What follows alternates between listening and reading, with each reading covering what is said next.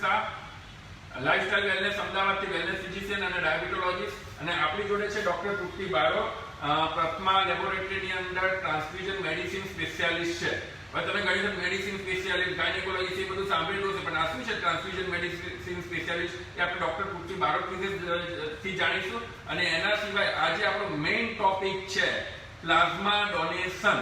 મેં તમને જે 10 મિનિટ પહેલા કીધું એ જ કે આટલું મોટા તહેવારો થયા છે, પર્યુષણ થયેલું છે, ગણેશ ચતુર્થી થયેલું છે, લોકો અલગ અલગ રીતે બધી વસ્તુનું દાન કરે છે. એમાં પૈસાથી ઘણા કરે છે, જે નીડી લોકોને હોય, ઘણા ધર્મની અંદર દાન કરે છે. પણ આ પ્લાઝમા કઈ માયા છે? એવી કઈ વસ્તુ છે કે હજુ સુધી આપણે આટલું બધી લોકો, ગવર્નમેન્ટ કે મેડિકલ ફેટર્નિટી આટલો બધો એનો પ્રચાર કરે છે, છતાં બી લોકો પ્લાઝમા ડોનેટ નથી કરી શકતા. અને અમારો ટ્રાય રહેશે કે અમે આ હિન્દીમાં કરીએ, એના લીધે મેક્સિમમ લોકો સુધી પહોંચી શકે. તો હવે થોડું ઘણું હિન્દીમાં અમે જરૂર પડે ત્યાં આગળ આપણે ડોક્ટર તૃપ્તિબેનની એને અંદર એડવાઇસ લઈશું. કેમ છો તૃપ્તિબેન? બસ મજામાં. Thank you Swapnil Shah sir, તમે મને ઇન્વાઇટ કરી અને પ્લાઝમા ડોનેશન વિશે તમે આટલું બધું કરી રહ્યા છો, જે અત્યારે બહુ જરૂરી છે. અત્યારે બધાને ખબર છે કે કોરોનાના અત્યારે ટ્રીટમેન્ટ મળતી નથી, અત્યારે કોઈ ડેફિનેટ ટ્રીટમેન્ટ નથી, કોઈ વેક્સિન નથી શોધાઈ, તો અત્યારે બધા ટ્રાયલ ચાલે છે. કોઈ મેડિસિન ચાલે છે, એન્ટીવાયરલ ચાલે છે, બેક્ટેરિયલ ચાલે છે, અને બીજો ટ્રાયલ જે ચાલે છે જે convalescent plasma. Convalescent plasma means recovered plasma, જે પેશન્ટ ઓલરેડી ઇન્ફેક્ટ થયું છે તેનો પ્લાઝમા. એ કોન્વેલેસન્ટ પ્લાઝમા ડોનેશન વિશે આજે તમને માહિતી આપવાની છું, જે કોવિડ-19માં હેલ્પફુલ થાય છે અને પેશન્ટ જે સિવિયરિટી તરફ જયેલું છે તેને હેલ્પફુલ થાય છે. તો અત્યારે as a transfusion medicine specialist એ મારા ફિલ્ડમાં આવે છે એઝ અ બ્લડ પ્રોડક્ટ. તો હું તમને એની માહિતી આપું છું, તેનો મને ખૂબ જ આનંદ છે. તમારે કંઈ બી ક્વેશ્ચન તમે પૂછી શકો છો. તૃપ્તિબેન આપણે જો ફર્સ્ટ ટાઈમ ફેસબુક લાઈવમાં દેખાય છે. હવે મેઇન વસ્તુ એ છે કે શું ઇમ્પોર્ટન્ટ છે પ્લાઝમાનું, બરાબર? જો અત્યાર સુધી લગભગ થોડા દિવસ પહેલા દિવ્ય ભાસ્કરની અંદર એક આયેલું હતું કે એક આર્ટિકલ હતો કે 16,000 લોકોને જ્યારે કોરોના થયેલા હતા, એમાંથી ખાલી 90 લોકો, 90 લોકો, એટલે તમે વિચારો કેટલા પર્સન્ટેજમાં થયા. ખાલી 90 લોકોએ પ્લાઝમા ડોનેટ કરેલું છે. 90 લોકો એટલે થયું કે એમાંથી બી 50% તો ડોક્ટર, એટલે જસ્ટ જનરલ પબ્લિકમાંથી 45 લોકોએ ડોનેટ કરેલું છે. હવે આવું કેમ થયેલું? કારણ કે લોકોમાં એક અવેરનેસ નથી. અત્યારે જ્યારે જે કોરોનાની અંદર જે માઇલ્ડ મોડરેટનું તો બધાને ખ્યાલ છે કે હવે ઘરે બેઠા થઈ શકે છે. મેં 75 કરતા વધુ પેશન્ટ, 75 કરતા વધુ પેશન્ટ મેં ટ્રીટ કરેલા છે. बट जो सीवियर केस रहते हैं, मैं अभी थोड़ा हिंदी में रहूंगा, सीवियर केस जो रहते हैं, इसके लिए प्लाज्मा एक इम्पोर्टेंट थेरापी है. जैसे कि वो टोसिलिजुमाब इम्पोर्टेंट थेरापी है, जैसे कि वो रेमडेसिविर इम्पोर्टेंट थेरापी, ऐसे ही प्लाज्मा थेरापी बहुत इम्पोर्टेंट थेरापी है. लेकिन लोगों में डोनेट करने का इतना नहीं है क्योंकि लोगों में अवेयरनेस नहीं है. इसका मैं एग्जाम्पल देता हूँ. मेरे जो पेशेंट थे, जो प्लाज्मा जो वो होम क्वारंटाइन पे अच्छे हुए और जो मेरे ट्रीटमेंट पे अच्छे हुए, उसमें से मैंने 10 लोगों को सिर्फ रिक्वेस्ट की कि आप भी आपका प्लाज्मा डोनेट कर दो, और 10 में से 10 ही लोग वो they were okay with donating the plasma. मतलब कि एक अवेयरनेस फैलाई जाए तो लोग सब लोग अपनी तरफ से आगे आ सकते हैं. तो इसके लिए हम डॉक्टर तृप्ति से आज बात करेंगे. क्या है डॉक्टर तृप्ति, प्लाज्मा डोनेशन क्या है? प्लाज्मा डोनेशन, जैसे मैंने आपको बताया, एक इज कॉन्वेलेसेंट प्लाज्मा डोनेशन. जो कोविड-19 जिसको कोरोना हो चुका है, उसमें एक वायरस एंटीबॉडी बना देता है. उसकी बॉडी उसके वायरस के अगेंस्ट में एंटीबॉडी बना देती है, जो एंटीबॉडी दूसरे पेशेंट को यूज हो सकती है. एंटीबॉडी जनरली हमारे प्लाज्मा में, मतलब जो हमारा ब्लड है उसमें 55% प्लाज्मा है, तो वो प्लाज्मा में एंटीबॉडी होती है. तो अगर वो प्लाज्मा हम लेके किसी पेशेंट को जो सिवियरिटी तरफ जा चुका है, जिसमें अभी तक एंटीबॉडी नहीं बनी है, उसको बोलते हैं पैसिव इम्यूनिटी. जिसको हम पैसिव इम्यूनिटी, मतलब उसको एंटीबॉडी पैसिवली दिया जाए तो उसकी बॉडी फाइट करती है जब तक उसकी नेचुरल एंटीबॉडी नहीं बनती. तो वो जब क्रिटिकल पेशेंट होता है तो उसको ज्यादा हेल्प होती है और रिकवर होने में ज्यादा हेल्प करता है. तो ये है convalescent plasma donation, recovered Covid plasma donation. Okay. तो जो मैं एज ए लेमैन, क्योंकि ये सब्जेक्ट मेरे लिए भी नया था, तो मैं लेमैन समझू तो ऐसा कुछ है कि बेसिकली कुदरत ने ही हमको ऐसी शक्ति दी है कि बाहर का कोई इन्फेक्शन आए तो उसकी अगेंस्ट हमारे शरीर में एक एंटीबॉडी, मतलब कि वो बोलते हैं ना फाइटर्स पैदा होते हैं. अभी वो फाइटर्स का आपके इन्फेक्शन तो उनसे वो लड़ गया, लेकिन वो जो फाइटर्स है उसको हम दूसरी की बॉडी में, जिसको सच में नीड है, जिसको वो सीवियर कंडीशन वाले, उसमें वो डोनेट, वो उसमें ट्रांसफ्यूज करे, तो ऐसी थियरी बोलते हैं कि इससे भी उनको फायदा हो सकता है.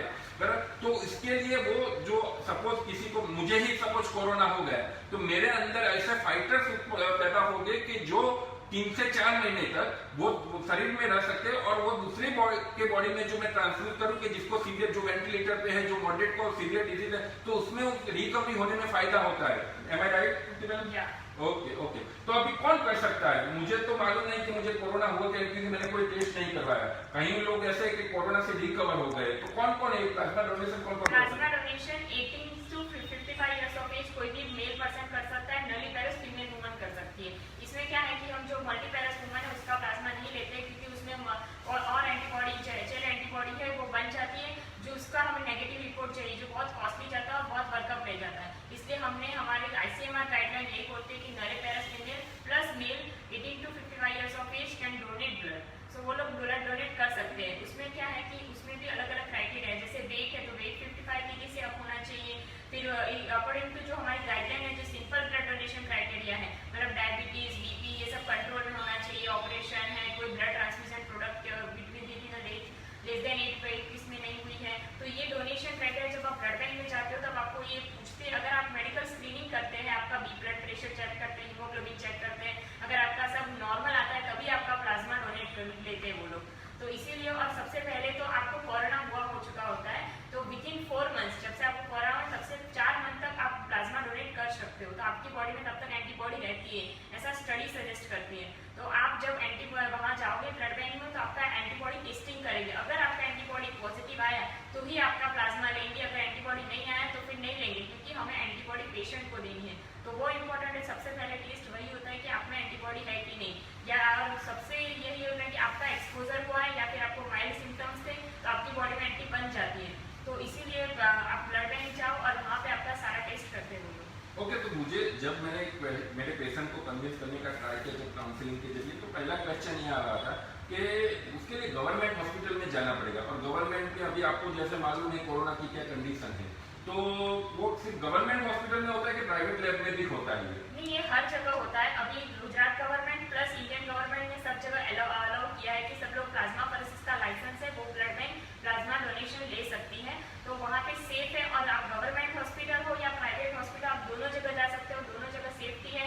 इवन गवर्नमेंट हॉस्पिटल जैसे सिविल है, ITD है, प्रथमा ब्लड सेंटर है, रेड क्रॉस है, एवरी कोई भी जगह आप कोई भी ब्लड बैंक में, इवन गुजरात में, ऑल ओवर इंडिया में आप जा सकते हो। और आप वहाँ पे पूरा फुल्ली सैनिटाइजेशन है, सैनिटाइजर टनल है, फिर आपको पूरा hand gloves, cap, face shield, पूरा PPE किट वो लोग पहनते हैं, और वो लोग सिक्योरिटी रखते हैं कि आप तो ऑलरेडी इन्फेक्ट हो चुके, लेकिन फिर भी आपको और आपके साथ गए हुए पर्सन को और हमारे स्टाफ को भी, जो पर्सन ब्लड बैंक में होता है, उनको इन्फेक्शन ना लगे, इसलिए आप कोई कहीं पे भी जा सकते हो और कहीं पे भी जाके प्लाज्मा डोनेट कर सकते हो। आपको डरने की बिल्कुल जरूरत नहीं है कि मैं वहाँ जाऊँगा तो मुझे इन्फेक्शन लग जाएगा, क्योंकि अभी सेकेंडरी इन्फेक्शन भी ज़्यादा हो रहे हैं, तो वो कुछ भी नहीं होगा। आप बिल्कुल भी मत डरो, आप गवर्नमेंट में भी जा सकते हो, प्राइवेट में भी जा सकते हो। इवन गुजरात में भी सब जगह प्लाज्मा डोनेशन होता है, जैसे सिविल हॉस्पिटल है, रेड क्रॉस है, प्रथमा ब्लड सेंटर है, हर जगह प्लाज्मा डोनेशन होता है। इवन गुजरात, अहमदाबाद, वडोदरा, सूरत, राजकोट सब जगह हो रहा है। इवन ऑल इंडिया में भी परमिशन गवर्नमेंट ने दे दी है, तो वहाँ पे भी आप जा सकते हो, कहीं पे भी जा सकते हो, और आप सिक्योर हो, आपको कुछ नहीं होगा, ना ही आपको कोई इतना सीवियर रिएक्शन आता है, ना ही कुछ भी प्रॉब्लम होती है।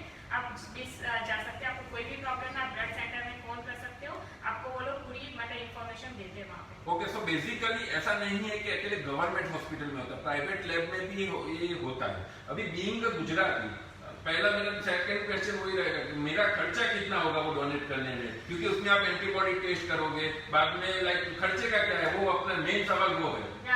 वो मुझे पता है कि गुजराती ज्यादा बिजनेस माइंडेड होते हैं और वो लोग ज्यादा सोचते हैं, लेकिन इसमें डोनर का कोई खर्चा नहीं होता है। डोनर को जाना है, सिर्फ अपना टेस्टिंग कराना है, अगर टेस्टिंग ओके आता है, सब नेगेटिव आता है, एंटीबॉडी पॉजिटिव आता है, तो फिर वो लोग प्लाज्मा डोनेट कर सकते हैं, और उनको कोई खर्चा नहीं, सिर्फ मतलब कोई भी सेंटर पे जाना है और वहाँ से प्लाज्मा लेने के वापस आना है। अगर वो डोनर है, मतलब इसमें क्या होता है कि हमें क्रॉस मैच करके ब्लड कंपेटिबल ब्लड देना होता है, ब्लड ग्रुप कंपेटिबल देना होता है।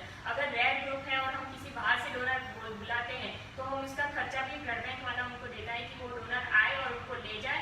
ये मिनिमम वेजेस गवर्नमेंट ने जो अलाउ किए वो डोनर को देते हैं कि वो बाहर से आता है तो ट्रांसपोर्टेशन उसको वेजेस मिलता है, तब So it was on a lighter note, जो लोग अपना प्लाज्मा डोनेट कर रहे हैं उसके सामने तो पैसे की कोई औकात ही नहीं है, तो it was on lighter note. अभी सपोज मुझे डायबिटीज है, मुझे ब्लड प्रेशर है, मेरी एज भले ही 35-40 के बीच में फॉल हो रही है, लेकिन डायबिटीज है, बीपी है, तो am I eligible for the plasma donation के इसको कॉन्ट्राइंडिकेशन के ऐसे पेशेंट का हम नहीं ले सकते? नहीं, yes you can, if your blood pressure and diabetes with in a control तो आप दे सकते हो। डायबिटीज अगर इंसुलिन पे है तो आप नहीं दे सकते, लेकिन diabetes with medication, blood pressure with medication और आप नॉर्मल हो तो आप दे सकते हो, लेकिन इंसुलिन विद डायबिटीज है तो आप नहीं दे सकते। तो in some condition you can give, in some condition your development is there. Okay, तो बेसिकली किसी को भी जो इंफेक्शन हुआ हो या ऐसा लगता है कि इंफेक्शन हुआ है लेकिन टेस्ट वगैरह नहीं करवाया हो, तो एक बार एंटीबॉडी का टेस्ट आता है, वो लैब में वो पहले एंटीबॉडी टेस्ट करते हैं। एंटीबॉडी इफ आपका पॉजिटिव आया हुआ हो, then you are eligible for the plasma donation. और उसके लिए आपको इस बहुत इजी प्रोसीजर है, मैं अपना नंबर भी दूंगा, डॉक्टर तृप्ति बारोट का भी हम नंबर देंगे, और जिसको भी कोई प्लाज्मा डोनेशन के बारे में कोई भी क्वेरी हो और उसको कैसे स्मूथली किया जाए, तो उसके लिए हम पूरी हेल्प करेंगे। दूसरा, अभी वो कितना ब्लड मेरा कितना जाएगा इसमें, जैसे कि मैंने पहले ब्लड डोनेशन किया तो इससे कितना डिफरेंट है और कितना ब्लड जाएगा? ब्लड डोनेशन में क्या होता है कि आप होल ब्लड देते हैं, उसमें सारे कंपोनेंट्स होते हैं, उसमें 450, 350 अकॉर्डिंग टू वेट आपका लेते हैं। लेकिन प्लाज्मा डोनेशन में क्या है कि हम एक ऑफरेसिस मशीन आता है जिसको ऑफरेसिस थेरेपी में यूज करते हैं, तो वो ऑफरेसिस मशीन में आपका ब्लड जाता है, प्लाज्मा सेंट्रीफ्यूज होकर प्लाज्मा एक साइड पे बैक में कनेक्ट होता है, बाकी का रेड सेल्स, प्लेटलेट्स वो सब आपकी बॉडी में वापस जाते हैं। तो क्या होता है कि सिर्फ आपका प्लाज्मा लॉस हो रहा है, वो भी विथिन 24 to 48 आवर्स में आप जितना पानी पियोगे उसमें रिप्लेस हो जाता है, बाकी प्रोटीन्स ये सब आपको मिल जाते हैं, बाकी जो रेड सेल्स या प्लेटलेट्स है वो आपकी बॉडी में वापस जाते हैं, तो आपका हीमोग्लोबिन भी कम नहीं होता, आपका प्लेटलेट्स भी कम नहीं होते, तो आप ऐसे नॉर्मल विथिन 15 डेज आप डोनेट कर सकते हो। ओके, तो एक बार कितने मतलब कि वो कितनी बार में सपोज मेरा पॉजिटिव आ गया तो कितने दिनों के बाद मैं रिकवर हो गया वो कोरोना से, तो इसके कितने दिनों के बाद मैं डोनेट कर सकता हूँ और कितनी बार डोनेट कर सकता हूँ? गवर्नमेंट गाइडलाइन के हिसाब से आप लोग complete resolution of 28 days of आप उसके बाद डोनेट कर सकते हो। मतलब कि सिम्टम्स आपके सिम्टम्स फिनिश हो गए, मतलब आज आपको सिम्टम्स नहीं है, उसके 28 डेज के बाद दे सकते हो। अगर मतलब रेड ग्रुप है या फिर क्राइसिस है डोनेशन की, तो आप कंप्लीट रिजोल्यूशन से आज आपको सिम्टम्स पूरे हो गए, फिर 14 डेज के बाद आप अपना RT-PCR टेस्ट मतलब कोविड का 2 बार टेस्ट कराना है, एक आज कराना है, एक कल कराना है, 24 आवर्स डिफरेंस में कराना है। अगर दोनों बार आपका कोविड टेस्ट नेगेटिव आता है देन आप डोनेट कर सकते हो। अगर आपका 2 बार टेस्ट नहीं करवाना है और आप स्मूथली है तो फिर आप 28 डेज के बाद रिजोल्यूशन ऑफ सिम्टम्स के 28 डेज के बाद प्लाज्मा डोनेट कर सकते हो। प्लाज्मा डोनेशन आपका 15 डेज में इंटरवल पे कर सकते हो, मतलब आज दिया है तो उसके 15 दिन बाद आप प्लाज्मा डोनेट कर सकते हो। उसमें जो कुछ सीरम प्रोटीन या टोस्ट है वो ब्लड बैंक वाले करते हैं, जो आप आज आप गए फिर 15 दिन बाद दूसरी बार गए तो फिर आपका फिर से प्लाज्मा प्रोटीन होगा। अगर आप नॉर्मल हो गए तो ही आप आपका लेंगे, और विथिन 4 मंथ्स मतलब आज डायग्नोज हुआ तो 4 मंथ तक आप 15-15 दिन में प्लाज्मा डोनेट कर सकते हो। बराबर है। ओके, तो मतलब कि जब भी मैंने एक बार प्लाज्मा डोनेट किया, मेरा सिम्टम्स चलो आज मुझे कोरोना हुआ, 28 दिन के बाद मेरी रिकवरी हो गई, तो उसके 28 दिन के बाद मैं अपना फर्स्ट टाइम प्लाज्मा दूंगा, बाद में वापस मुझे देना है तो 15 दिन के बाद अगेन लेबोरेटरी वाले चेक करते तो वो दे सकते। तो मैंने एक बार एक लाइफ किसी की सेव की, दूसरी बार दूसरे की भी सेव कर सकता हूँ, बहुत बार किसी की लाइफ सेव कर सकते हो, ये बहुत बड़ी बात है, बहुत बड़ी बात है। कोरोना वॉरियर हो, अभी आप कोरोना से मतलब बाहर निकले और आप कोरोना वॉरियर होकर सबकी जान बचा रहे हो। बराबर है। ओके, और इसमें कोई मतलब कैसा रिएक्शन आने की चांसेस के कोई जान का जोखम कैसा कुछ है कि ऐसी कोई पॉसिबिलिटी है? नहीं, इसमें कोई प्रॉब्लम नहीं आता है। जिसे आप ब्लड डोनेट करते हो वैसे ही प्लाज्मा डोनेशन है। कभी कभी आपको लाइट थोड़ा लगता है वीकनेस जैसा, लेकिन आप पानी पीते हो ड्यूरिंग प्रोसीजर, आफ्टर प्रोसीजर जितना पानी बने इतना पानी ज़्यादा पियो, आज के दिन वर्कआउट थोड़ा कम करो, सिगरेट स्मोकिंग अल्कोहल थोड़ा अवॉइड करो ना है जब डोनेट करते हो, बस इतना ही करोगे तो आपका नॉर्मल रूटीन आप काम कर सकते हो। ऐसा इसमें कोई नहीं सीवियरिटी, कभी कभी नीडल पेन वो सब होता है, वो नॉर्मल जो आपका ब्लड डोनेशन में जो होता है वो बस वही होता है, इससे ज़्यादा आपको कभी कोई प्रॉब्लम नहीं होती प्लाज्मा डोनेशन से। तो एज सच कोई कॉम्प्लिकेशन इससे नहीं है? मोस्टली तो नहीं होती है, लेकिन कभी कभी वीकनेस है या फिर इसमें क्या साइट्रेट के वो चिलेशन के लिए कैल्शियम वाला हम यूज़ करते हैं क्योंकि इसमें साइट्रेट भी जाता है, तो इसमें क्या आपको साइट्रेट होता है कैल्शियम चिलेशन करता है, तो बॉडी में कभी कभी कैल्शियम कम हो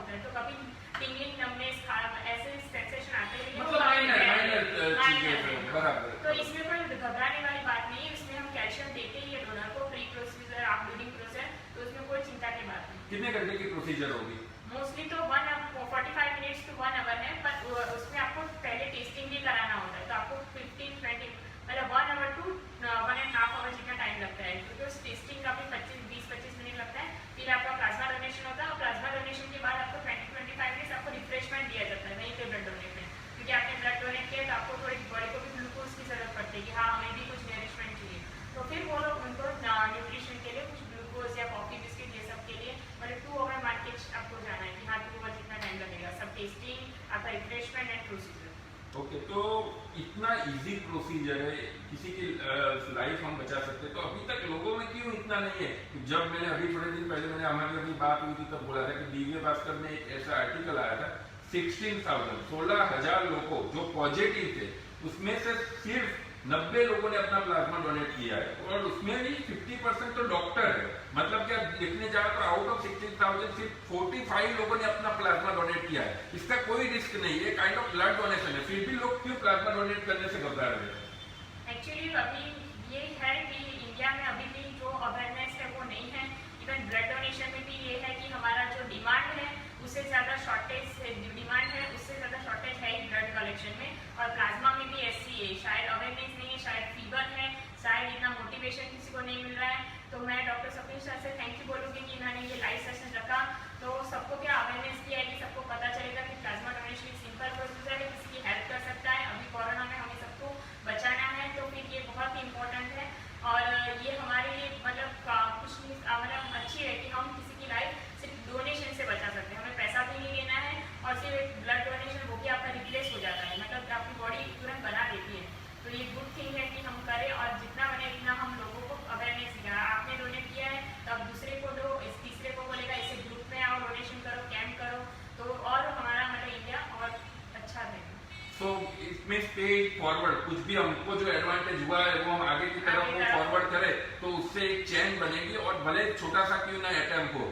आप सोचो, मैं 75 पेशेंट में से 10 पेशेंट को कन्विंस कर सकता हूँ प्लाज्मा डोनेशन के लिए, तो मतलब कि 100% किसी ने मना नहीं किया। तो लोगों को तो देना है, लेकिन लोगों को सच्ची माहिती नहीं है, तो इसका जिम्मेदारी गवर्नमेंट की है, मेडिकल फैटर्निटी की है। हम लोगों को अगेन ब्लेम नहीं कर सकते, क्योंकि लोगों को तो देना है, लोगों को मालूम नहीं है कहाँ से देना है। तो कुछ इस और एक टाइम भी आएगा, पहले जो था कि कैसे कोरोना से बचे वो था, किस तरह से हम अपने आप को सेव करें, इसका डेंजरस लेवल कैसा है। लेकिन अभी सबको मालूम है कि कोरोना जाने की तैयारी नहीं है, भले केस बढ़ रहे हो, लेकिन हॉस्पिटल में बेड की संख्या घट रही है। तो उसका मतलब कि कुछ ना कुछ ऐसा है कि नेचुरली या कुछ भी जो कहीं मेडिकल फैटर्निटी नहीं मालूम हो रहा है, लेकिन वो कुछ कोरोना की इंटेंसिटी भी कम हुई है। तो ऐसी कंडीशन में अभी आपका वक्त आया है कि आपको वो डोनेट करना चाहिए। अभी सपोज मेरे पर कोई पेशेंट एडमिट है और उनको वहां से बोला हुआ है कि प्लाज्मा लेके आओ, तो वो कौन मतलब कि कौन प्रोवाइड करता है? मेरे कोई रिलेटिव ही एडमिट है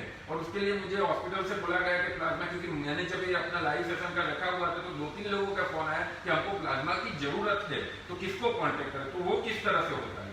अभी प्लाज्मा डोनेशन आपको जैसे मैंने बताया कि ब्लड बैंक, सारी ब्लड बैंक को अभी गवर्नमेंट ने अलाउ किया है कि वो जिसके पास प्लाज्मा फरेसिस का लाइसेंस है वो लोग प्लाज्मा कलेक्शन कर सकते हैं। तो आप कोई भी ब्लड बैंक है मतलब जो लाइसेंस ब्लड बैंक है वहाँ जाके आप रिक्विजिशन लेकर डॉक्टर का और पीडीटी प्लेन सैंपल जो पेशेंट का है उसका लेकर आपको जाना है, और डॉक्टर लिख के देगा कि आपको कन्वेंशन प्लाज्मा चाहिए, तो वो क्रॉस मैच करेंगे, फिर आपको ब्लड ग्रुप देखेंगे, अगर वो ब्लड ग्रुप अवेलेबल है तो उसके साथ क्रॉस मैच करके आपको इश्यू करते हैं। तो बहुत सिंपल प्रोसीजर है, आपको गूगल पे भी आपको सारी ब्लड बैंक मिल जाएगी लिस्ट, और ब्लड लाइसेंस ब्लड बैंक है वहाँ पे वो लोग परमिशन है तो वो लोग करते हैं।